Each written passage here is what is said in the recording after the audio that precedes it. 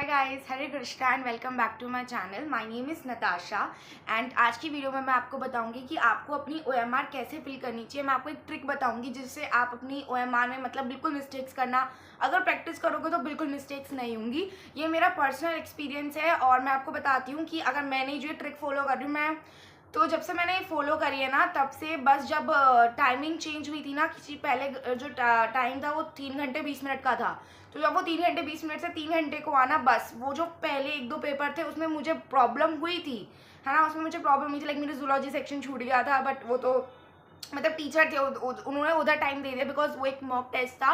But honestly बता रही हूँ कि जैसे मैं बच्चों की सुनती थी कि अरे हमारी तो OMR छूट गई, अरे मैंने OMR में ये क्वेश्चन गलत फिल कर दिया, है ना। तो ये एक सही तरीके से OMR फिल करना, इवन मेरे यहाँ एक बच्ची है जिसने OMR मतलब बबलिंग ही गलत करी है, मतलब बाहर निकाल दी, अच्छे से नहीं करी है, तो उसके उस वजह से नंबर कटे हैं। तो ये भी एक बहुत इंपॉर्टेंट टास्क है, मतलब आप एग्जाम दे रहे हो तो आपको कैसे बबलिंग फिल करनी है मैं आपको ये बताती हूँ, है ना। तो मैंने एक वीडियो बनाई थी कि आप पेपर की टाइमिंग बताई थी कि आप कितने कितने टाइम में कंप्लीट कर लेना चाहिए आपको। तो बायो मेरी, जैसे मैंने आपको बताया था कि मेरी 30 to 35 मिनट्स में बायो कंप्लीट हो जाती थी। उसके बाद मान लो कि मेरे एक सर थे, उन्होंने मुझे बताया था कि आपको क्या स्ट्रेटेजी अपनानी चाहिए।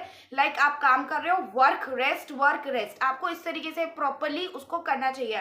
रेस्ट में हम OMR फिल कर सकते हैं, ना, अपने माइंड को थोड़ा रिलैक्स करने के लिए पेपर टाइम के लाइक 3 घंटे आपको फुल फोकस के साथ बैठना है ना, और आपको गलतियां कम से कम करनी ही नहीं है।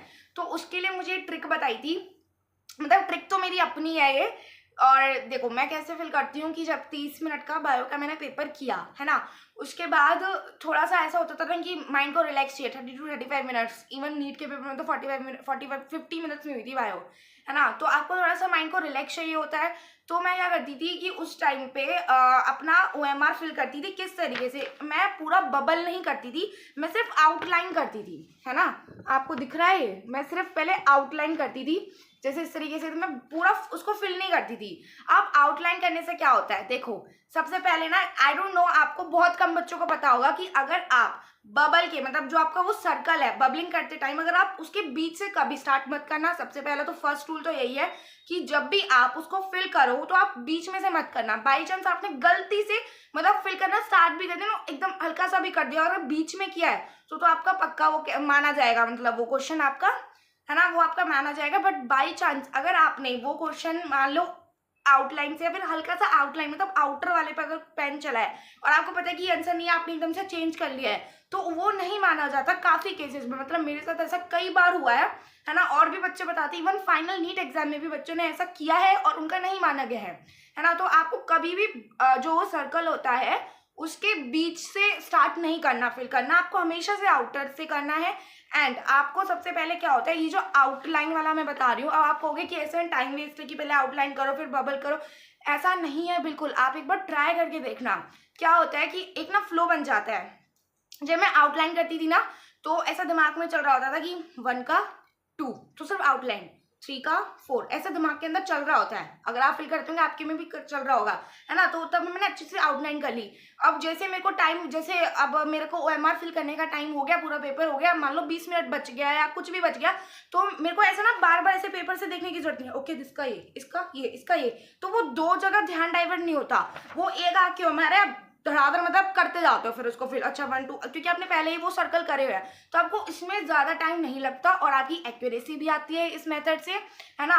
तो आप एक बार ये वाला मेथड जरूर ट्राई करना, ठीक है। आप पहले आउटलाइन कर लेना, अपने टाइम मैनेजमेंट में ही डालो ये चीज कि आप पहले आउटलाइन करोगे, और जब आउटलाइन करो तो वो ध्यान से, लाइक आपके माइंड में ये चीज चलनी चाहिए, ये चीज मेरे को बोलने की जरूरत नहीं होनी चाहिए, क्योंकि हर किसी के माइंड में चलता है लाइक 1 का 2, 2 का 3, 4 का 5, इस तरीके से एकदम ध्यान से आपको करना है। एंड देन लास्ट में आप पूरा ऐसा फिल कर लो, उसमें आपका फ्लो भी ब्रेक नहीं होगा, है ना। ऐसा ऐसा ऐसा आपको 2 जगह ध्यान भी नहीं देना होगा कि, है ना, उस टाइम आपका सिर्फ एक काम होगा कि आपको सही से बबलिंग करना है ना। तो आप इस वाले मेथड को ट्राई कीजिए एंड आई होप ये वाला मेथड आपके मार्क्स बढ़ाए, है ना, आपकी हेल्प करे, क्योंकि बहुत बच्चों की कंप्लेंट्स होती हैं कि हमारा पेपर है गया, इवन फाइनल नीट एग्जाम में भी, यार ये जो OMR में मिस्टेक कर रहे हो ना आप एम्स से मैम से पहुंच सकते हो, ये मिस्टेक से, है ना, आपका कॉलेज डिफर कर सकता है, एक नंबर इंपॉर्टेंट है आपके लिए, राइट। तो I hope you like this video and if you do then आप प्लीज लाइक करें, शेयर करें, सब्सक्राइब करें। एंड अब सीरियसली बता रही हूँ, ये ट्रिक जो मैंने आपको बताई है कि आउटलाइन करके